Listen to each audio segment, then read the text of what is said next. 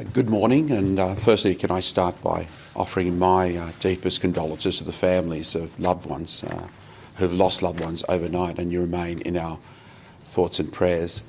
Last week, of course, we made announcements about lifting restrictions and stay-home orders in large parts of regional and rural New South Wales. And after a week, it has been successful, but we've also seen a couple of areas go back into lockdown as per the criteria that we set.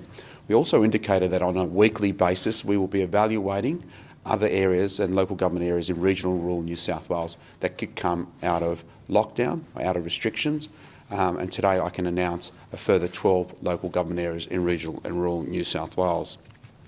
Those areas are Bega Valley, Blayney, Bogan, Cabonne, Dungog, Forbes, Muswellbrook, Narrabri, Parkes, Singleton, Snowy Monaro and the Upper Hunter Shire LGAs. So today, good news for those communities. But my message is simple. Remain vigilant. Get tested if you have an onset of symptoms.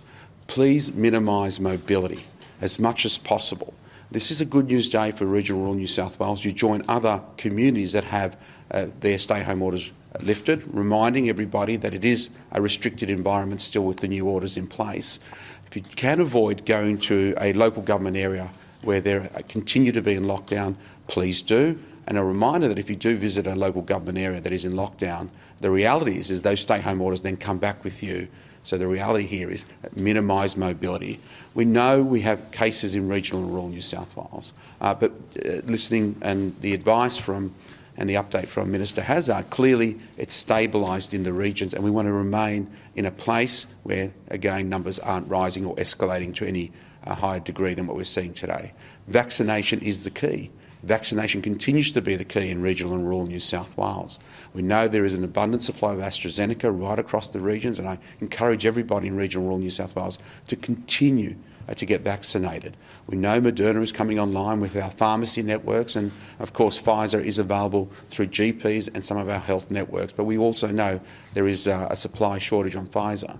So today I encourage people to continue to get vaccinated, to remain vigilant, get tested if you have symptoms, support your communities, and more importantly, take a modest approach about movement, because we want to make sure that we don't stand here at press conferences locking areas down. It is unfortunate for those communities that have an opportunity for freedom and then, of course, lose some of those freedoms. So again, congratulations to those areas. You're doing the right thing to those communities. But again, my message is get vaccinated. Thank you. Regional train service that was exposed, was that trip from Sydney to Albury legitimate? And do you know how many passengers were exposed? I have no further detail on that. Happy to give you a further update today. But there are authorised workers. There are permitted to leave Sydney. There are people that are allowed to leave for a number of reasons. We've got a permit system in place. We have testing arrangements in place. Transport is important in regional rural New South Wales. We still have to function as a society, so there are certain activities that have to continue, but that does mean there's a level of risk. But I can come back to you with further detail. Deputy Premier, following the case that's been confirmed in the Blayney area, how likely is it that you are going to lock down that region later this afternoon? So we work with the advice from health, and we get updates right up to this morning, and the Glenniness case that's been notified overnight, and that's post the 8 p.m. Reporting period. We'll work with the local health team. When we have further information, we'll give that community an update. No different, the cases in Albury were identified yesterday.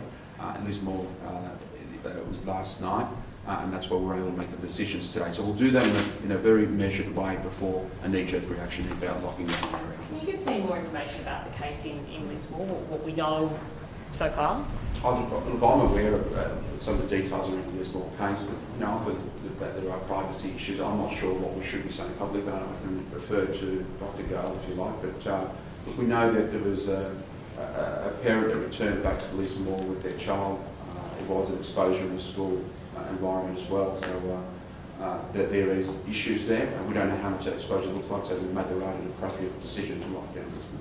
What impact will that case have on arrangements at the border, if any? Well, again, we'll work with the Cross-Border Commissioner. We opened up the Northern Rivers, we've opened up the Tweed, we've worked hard with Deputy Premier Miles in Queensland, not only to open the border, lift restrictions and put in place a border bubble. Today we'll reach out to Queensland, make sure we have all the information. But as I said, we've made a decision to lock down an area for the health and protection of that community. We'll now work around what happens with the bubble. We're just days out from school holidays. Does that play on your mind with the situation in Glen Innes and Gunnedah?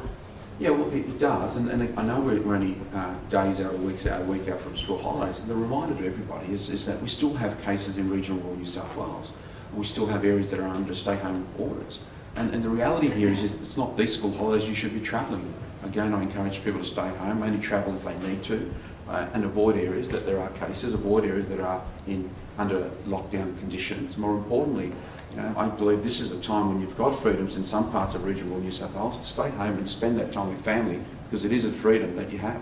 A lot of income and business support, obviously the state-federal differences, is based on prolonged lockdown, 7 days to a fortnight plus.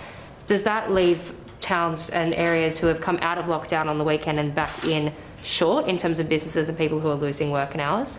Well, firstly, from a state perspective, a lot of the government support from a state perspective is directly to businesses. So the JobSaver payments are linked to businesses that have an impact on turnover, impact at a threshold of 30%, and we pay up to 40% of the payroll.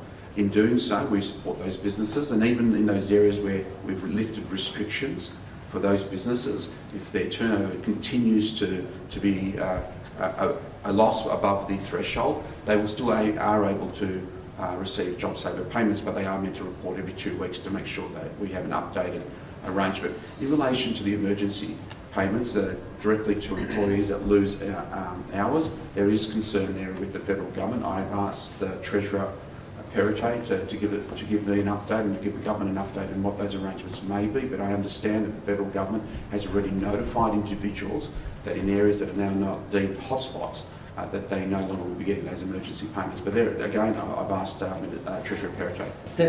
Deputy Premier, the Everest at Royal Randwick going ahead at October 18 with fully vaccinated people? Well, look. Firstly,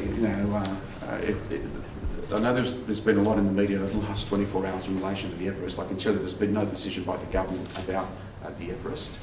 If the Everest was to open, the Everest will be running on that day. If the state has opened under the 70% roadmap, the capacity at the moment is 5,000 people. So I just want to put that into context that any organisation, any event that happens while the 70% roadmap is underway will be running with a capacity of 5,000. Of course, there are abilities for people to seek exemptions, but I've got to be honest, I don't think that would be appropriate at a very early stage in the 70% roadmap. But we don't know exactly when the 70%, as much as we projected, mid-October, does it fall before or after the Everest? Well, we don't know, and those organisers of the Everest will have to take into account that they may be running their Everest under today's conditions.